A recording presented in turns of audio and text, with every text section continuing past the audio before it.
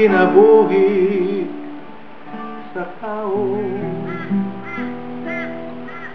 lumalabay daw aso. Bisan unsaon pag-amping, may kunutuban gayon.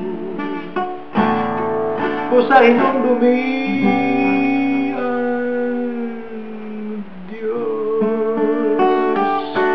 kay siyang magbubuhatag,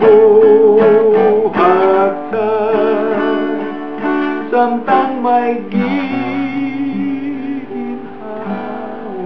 pa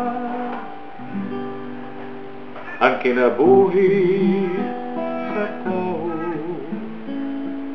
lumalabay daw aso.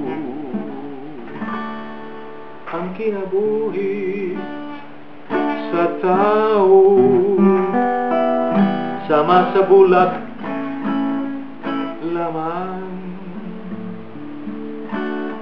tahong siyang sudugon, apat kalit lang malaya. Usa inom dumi